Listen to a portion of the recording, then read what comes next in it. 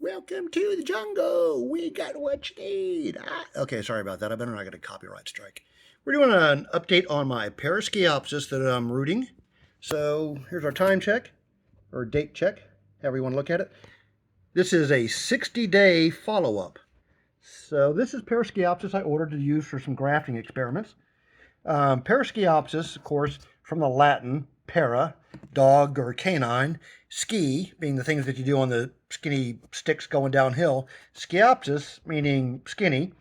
So skinny dogs on skis is what that would mean in Latin. Okay, that may not be true. I don't know. I'm not a Pereskiopsis expert. So, this is the first batch. We got A, B, and C going here. This is done really well. The odd thing is, though, if you look, they pop out of the soil. Isn't that nuts? Now, some of these do, as you can see here. Get you a good, I'm all disorientated.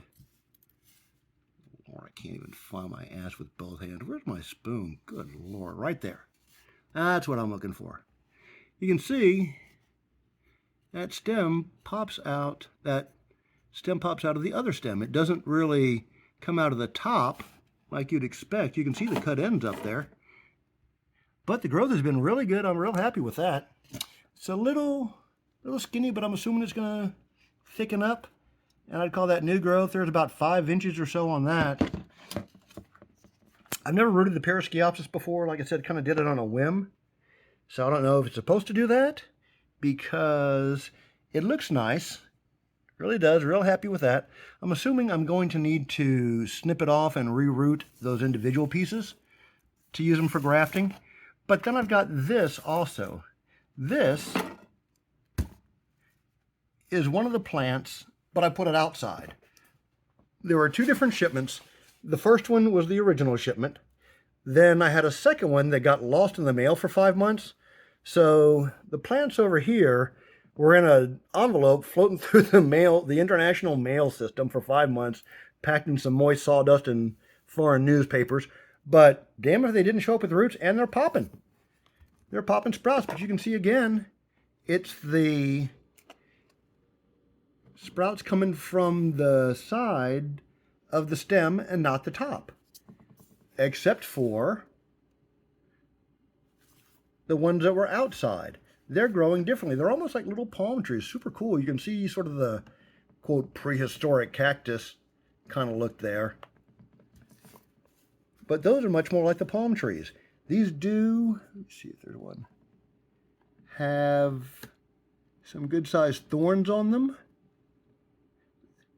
They are bigger on the outdoor grown. I couldn't even see the ones on the indoor grown at first. You can kind of see the difference in the growth patterns there.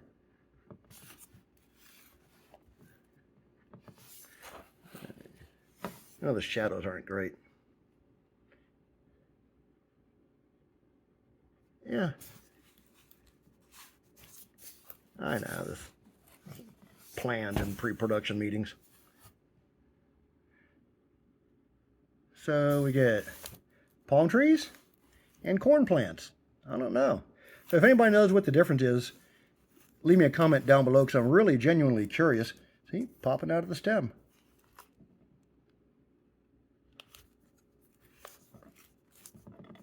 Now these, of course, look like they're just going to root, and I might be able to root directly on them.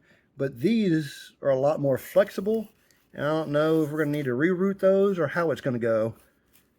It's my first time with the Pereskiopsis, but I wanted to give you guys an idea of what it would look like if you wanted to try it at home.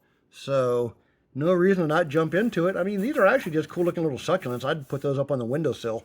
They look really cool, especially in like a little group. So again, the Pereskiopsis updates, that's 2 months. These were the ones that were in the mail for 5 months, and they survived, so Pereskiopsis is pretty hardy.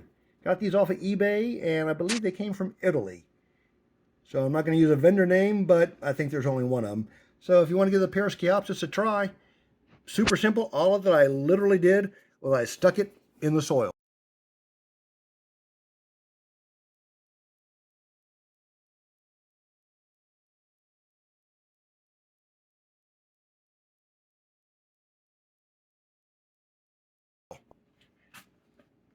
There's really no, that one isn't liking life. I just put 4 stems in each one, put a professional label on it, and let it rip to see what would happen. Some of these I use cactus soil, and then for some of these it's cocoa coir and perlite. The one that was outdoors was soil, and mainly the instructions just said to keep it moist.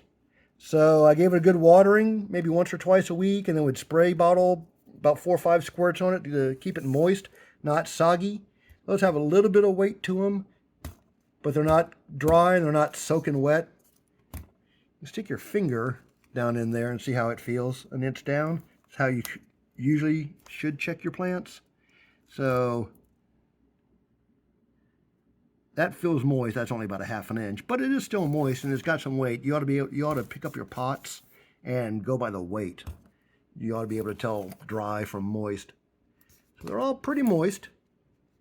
And been real happy. This sat outside. It was in a baggie. There's basically like a saucer at the bottom to keep the roots in water almost all the time so it doesn't dry out, but it only comes up through the wicking action. I don't water it from the top.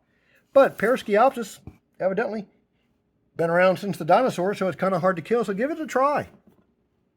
He said it's pretty on its own, just as a succulent or an ornamental. Or you can use it for the cactus grafting like we're going to later. So give it a try at home. Thanks for watching.